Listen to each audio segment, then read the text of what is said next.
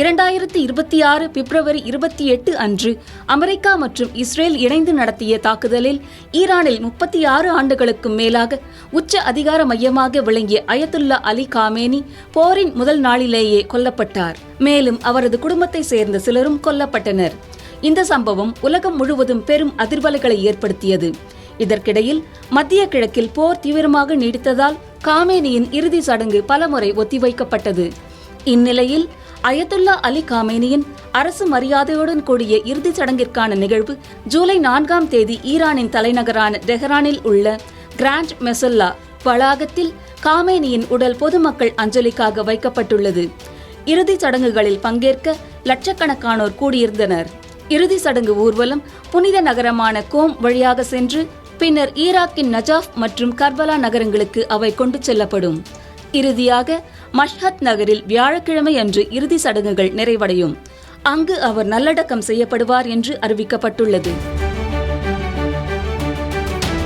பல நாட்கள் நடைபெறும் இறுதி ஊர்வலங்களில் லட்சக்கணக்கான மக்கள் பங்கேற்பார்கள் என எதிர்பார்க்கப்படுகிறது என்பதால் இதில் 1500 முதல் 3000 பேர் வரை உயிரிழக்க நேரிடலாம் என்பதை கருத்தில் கொண்டு ஈரானிய அதிகாரிகள் அவசர கால திட்டங்களை வகுத்துள்ளனர் என்று ஜெர்மன் நாளிதழான டாய் வெல்ட் செய்தி வெளியிட்டுள்ளது.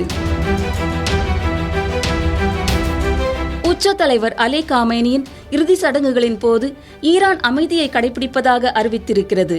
மேலும் பெரும் கூட்டம் திரண்டிருப்பதும் அதிகமான வெப்பநிலையும் சேர்ந்து ஏதாவது ஆபத்தானவை நடக்குமோ என்ற அச்சம் ஏற்பட்டிருப்பதால் அதிகாரிகள் தயாராகி வருகின்றனர். காமேனியின் உடல் வைக்கப்பட்டுள்ள மேடையை சுற்றி கான்கிரீட் தடுப்புகள் அமைக்கப்பட்டு மக்கள் 20 நிமிடங்களுக்கு மேல் நிற்கக்கூடாது என்ற கட்டுப்பாடும் விதிக்கப்பட்டுள்ளது. மேலும் கடுமையான கோடை வெப்பத்தை தணிக்க பிரத்யேக குளிர்விப்பான்கள் மற்றும் தண்ணீர் தெளிப்பான்கள் பொருத்தப்பட்டு ராணுவ ஹெலிகாப்டர் மருத்துவ குழுக்களும் தயார் நிலையில் வைக்கப்பட்டுள்ளன. சாத்தியமான உயிரிழப்புகள் மற்றும் காணாமல் போனவர்களை கையாள்வதற்கான அதிகாரிகள் ஒரு தனிப்பிரிவை உருவாக்கியுள்ளதாகவும் தெஹ்ரானில் இருக்கும் ஒரு கல்லறையில் ஆயிரக்கணக்கான புதிய கல்லறைகள் தயார் செய்யப்பட்டுள்ளதாகவும் அந்த செய்தி கூறுகிறது.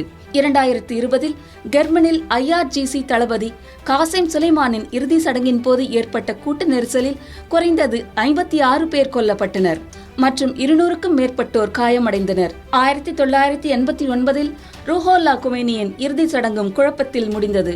அதில் குறைந்தது 8 பேர் கொல்லப்பட்டனர் மற்றும் நூற்றுக்கணக்கானோர் காயமடைந்தனர். இதை கருத்தில் கொண்டு அயதுல்லா அலி காமேனியின் இறுதி சடங்குக்கு பலத்த முன்னேற்பாடுகள் செய்யப்பட்டுள்ளதாக கூறப்படுகிறது.